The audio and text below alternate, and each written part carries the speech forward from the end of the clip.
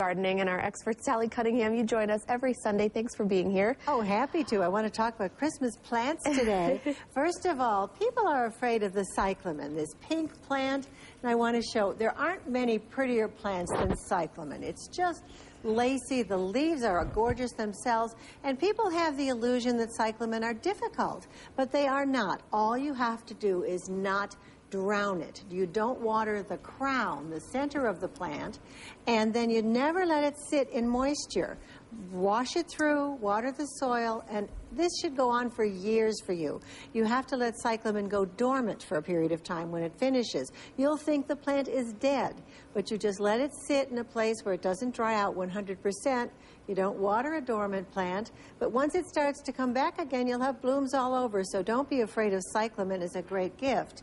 And then there's amaryllis. This is an amaryllis all duded up in a pretty little container, to be a nice little Christmas gift. But lots of people will find amaryllis in these boxes. You might see this in the grocery store or any of the garden centers. And I want to show you what's inside. You have the bulb, and you have this thing, which is really the soil. It's coir. It's a fiber product that will, in water, expand to become your soil-less mix, in effect. So that's how you grow the amaryllis. And honestly, I think it's a no-lose gift. Anybody likes to get these. They're somewhere between $7 and $12, depending, and they're just a wonderful little plant. So, hey, we can take some questions about Christmas trees or Christmas plants or whatever. I wonder, we have Tom on the phone from town of Wanda. Tom, are you there? Good morning. Hi, yes I am. Sally, I do have a question regarding a butterfly bush we put in this year.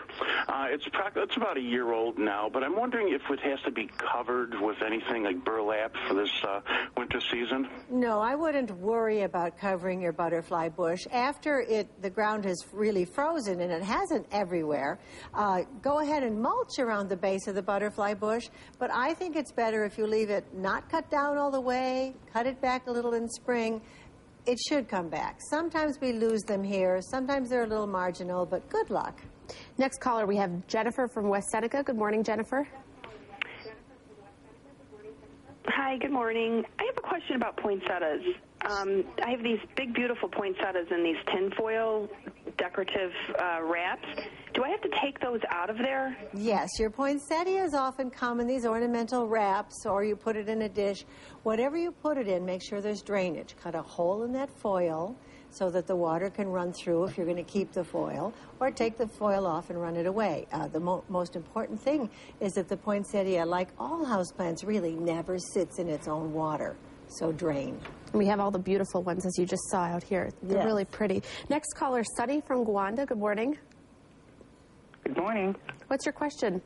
The question is, what are these things that kind of grow up wild? They look like bamboo shoots.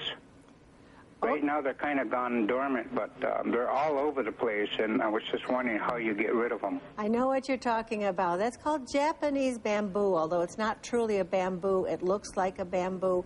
It is a really invasive plant, one of the top 10 in New York State. It clogs up natural areas, and it was brought into this country in the 40s to be a bank erosion control thing. But what a mistake it was. So you're stuck with it.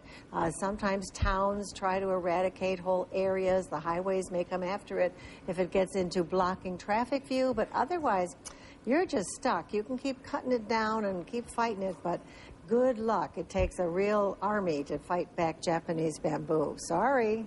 Well, besides the bamboo, all of the flowers are so red and vibrant. They really spice up the holiday season. Oh, it's a great time of year. Enjoy the plants and say thank you to the Christmas trees. Okay, thank you, Sally, as always, for coming in on Sunday morning. Well,